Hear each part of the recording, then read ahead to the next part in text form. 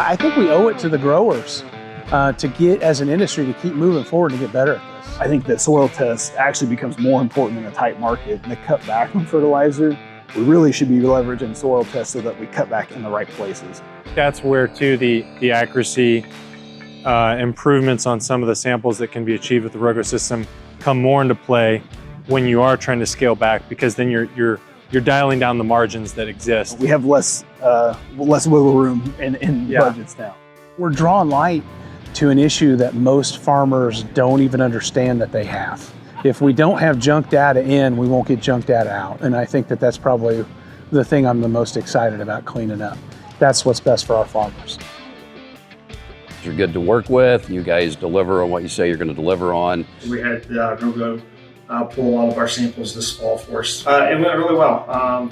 You guys were timely, got things pulled. We're able to, got the data look good as it came in. You guys were efficient. You guys did what we needed you to do, and we were appreciative of that. I'm excited to finally kind of get the ball rolling. We had a good spring with you guys. I think things went well. You guys proved it. We've been preaching to the guys, and there's really no hesitation from them. It's been vetted, and we know it. It's just kind of getting everything else in line.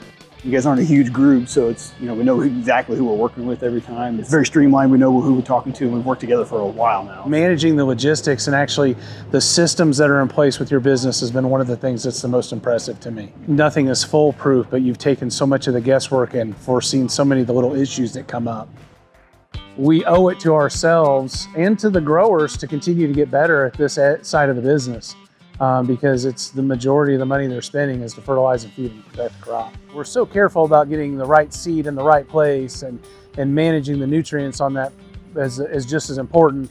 And I think we can tell that story to growers too. How we've kind of started that here today and showing growers, the equipment, but continuing to tell that story and prove that we are doing a better job than the person down the road. It comes down to the reliability of the sample. So I said that kind of before, but that I think is the most important thing to me. Yeah. Is that we're getting it from the same, and it's apples to apples everywhere we go across the field acres. Yeah, we will often see significant differences in organic matter as well as pH, even if you're only an inch or two off the desired depth. And when there's some soft spots in the field and maybe some hard spots in the field, you're just getting a fake variable rate map. If you're not getting 8-inch depth, then you might as well throw everything else out. I mean, we have to measure to make a change.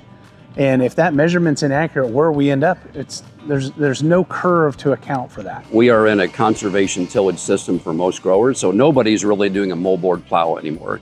So we know, when we've done studies on this, there's been universities that have done studies, there is stratification that takes place.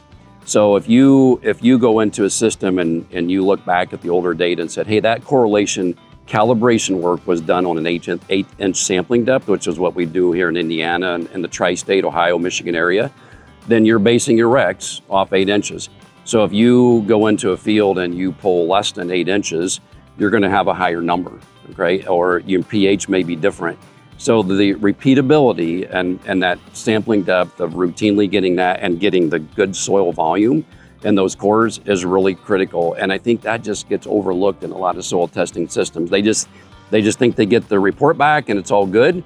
And it's a number on a page. It went to the lab, and most labs do a good job, but actually that greatest source of error has always been taking the sample. So I've been in this business for a long time, so we used to do some outside services where we contracted it in, and to be honest with you, some of that was hand probing at the time. And we found out when we did that, we had inconsistent amount of soil in a bag. In other words, then we started doing a quality monitor check and found out, well, when you're hand probing, you don't always get the same consistent depth. So the question here was, could we do that with an automated system that met our quality standards? And so that was probably the biggest concern is, can you deliver and could you do the consistent sampling depth that's so important? The Wintex or the auger probe that we've used in the past is like planting with markers on your tractor, and you guys are planting with auto steer. Sure. Where they both, at the end of the day, they're trying to plant a straight line. That's the goal of that technology, but one does it a whole lot better than the other ones. I think it's everything you guys have done around the probe research and how you pull the core, like that's, when we look at soil testing, in my experience, like when we've had to retest something, it's because we don't pull the right depth or we had an issue and we were pulling shallow or deep. What you guys have for controls on that side of it, I don't know of a time that we've had an issue where we've needed to resample because of that. It's really a manufacturing system on wheels is what that is. So being able to have those lockouts and steps that prevent an operator from messing up is huge. Yeah. So Turning soil sampling into a factory-like process. this is exactly what that is.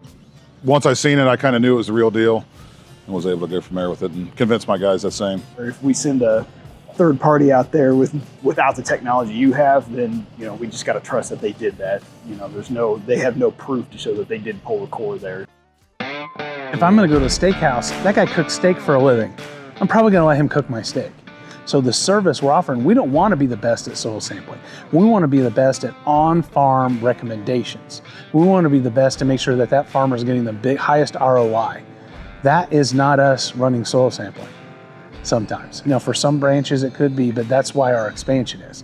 You guys are the best at soil sampling, so we're going to partner with you. We've got access to a lot of acres as Keystone, and there's a lot of acres we're not touching even in our own footprint that we can sample on. So given the concentration and the efficiency, can we have some kind of magic where we have the ability to cover a lot of ground very quickly just because of our density and your guys' ability to execute on that. So Actually expand your program across more acres? Yeah, across more acres within our own footprint, not having to go outside of our geography to find that. It's harder and harder to find people that's willing to work, and just our business structure. The guys want to be in the big machines, they want to be doing stuff, and they think that soil sampling is not near of a fun activity. You guys somehow managed to find the guys to do it. Before, I might be a little hesitant thinking, man, if we bring on 7,000 acres this spring, that's going to be a bunch. Sure.